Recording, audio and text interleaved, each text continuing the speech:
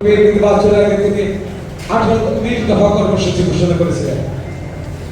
শেখ মুজিব মুক্তিযুদ্ধের চেতনার মধ্য দিয়ে, সশস্ত্র বিপ্লবের মধ্য দিয়ে, 9 মাসের বিপ্লবের মধ্য দিয়ে, 30 লক্ষ জনের বুকের কথা রক্ত দিয়ে এদেশের মানচিত্র অর্জন করেছেন জিয়াউর রহমানের নেতৃত্বে। জিয়াউর রহমানের নেতৃত্বে সেই জিয়াউর রহমানকে স্বৈরাচারী শেখ হাসিনা বলতেন, দেশপ্রেমী বলতেন, তাকে বলতেন পাকিস্তানের অনুচর, পাকিস্তানের গুপ্তচর।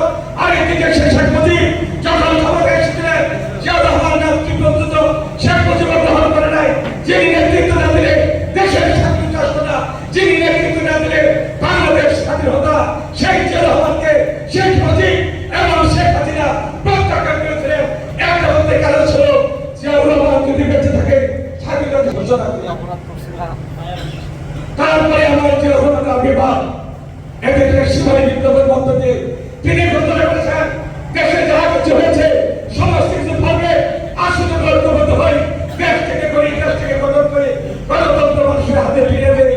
তার নেতৃত্বে বহুদলীয় গণতন্ত্র প্রতিষ্ঠা আপনাদের সমস্ত দলগুলো স্বাধীনতা অর্জন করেছিল, বাংলাদেশ ছিল দেশটি উন্নয়নের শীর্ষে গিয়েছিলেন।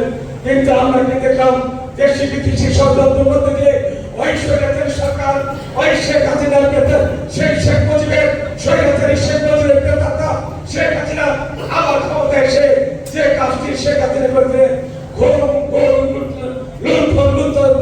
লুণ্ঠনের অত্যাচার নির্যাতন করে বাবার মতো করে শেখ হাসিনা বাংলাদেশকে ধ্বংস করে চেয়েছিলেন। এই শেখ হাসিনা বাংলাদেশ উন্নয়নের নামে ডিজিটাল বাংলাদেশ করেছিলেন।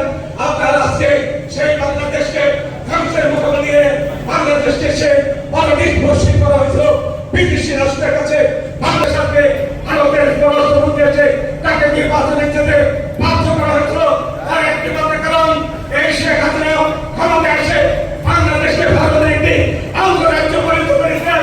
এখানে খালেদা জিয়া বলেছিলেন গণতন্ত্র প্রতিষ্ঠা না হওয়া পর্যন্ত, এখানে তত্ত্বাবধায়ক সরকারের অধীনে নির্বাচন না হওয়া পর্যন্ত আমি বেগম খালেদা জিয়া এই স্বৈরাচারী সরকারের কোন নির্বাচনে অংশগ্রহণ করবো না।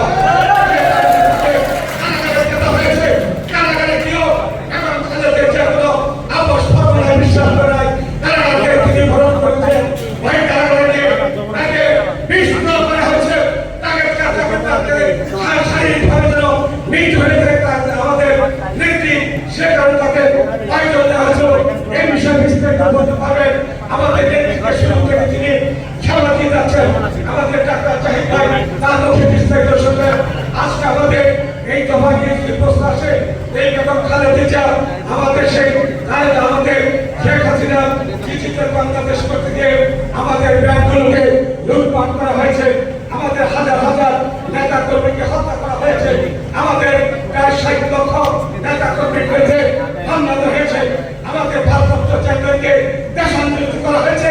পাল্লাই ওই জিয়াউর রহমান পরিবারকে ধ্বংস করে দেওয়ার জন্য যেটা ছিল শেখ হাসিনার উদ্দেশ্য, বেগম খালেদা জিয়াকে জেলে দিয়ে আর জিয়া পরিবার থাকবে না।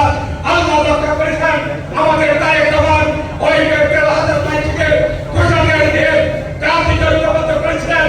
ওই জাতীয় ঐক্যবদ্ধ হয়েছিল বলে সর্বশেষ জুলাই আগস্টের আন্দোলনের মধ্য দিয়ে এই স্বৈরাচারী শেখ হাসিনা পালিয়ে যেতে বাধ্য হয়েছে। আজকে সেই ভারতের মধ্যে থেকে অনেক রকম ষড়যন্ত্র করা হচ্ছে। আমরা ভারত সরকারকে জানিয়ে চাই, এই অপরাধীকে ফিরিয়ে দেওয়া হোক, এই গণহত্যাকারীকে ফিরিয়ে দেওয়া হোক। আমরা ভারতকে দোষারোপ করবো, এই মোদী সরকারকে বলবো হত্যার সাথে ইন্ডিয়া জড়িত। আমরা জানা হয়ে কেন পৃথিবীর কোন দেশে শেখ হাসিনাকে কোথাও দেওয়ার পারমিশন অথবা কোথাও কোন রাষ্ট্র তাকে গ্রহণ করে নাই। আজকে ভারত বলছে তাকে রাজনৈতিক নিরাপত্তা দেওয়া হয়েছে। আমরা বলবো সমস্ত কিছু এটা ভারতের অপরাধ।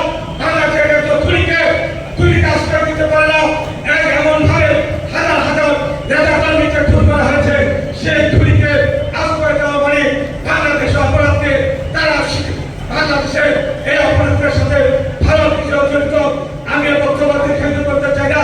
আসুন আমাদের নেতা রাষ্ট্র মেরামতের জন্য রাষ্ট্র মেরামত বিল, যেখানে আমাদের সমস্ত সংস্থাগুলিকে ধ্বংস করে দেওয়া হয়েছে, আমাদের অনেক নেতা কর্মী আজকে আমাদের দেশ থেকে শান্তিত হয়েছে, পালিয়ে আছে অনেক নেতা কর্মী কমলবাসী হয়ে আছে। আসুন এই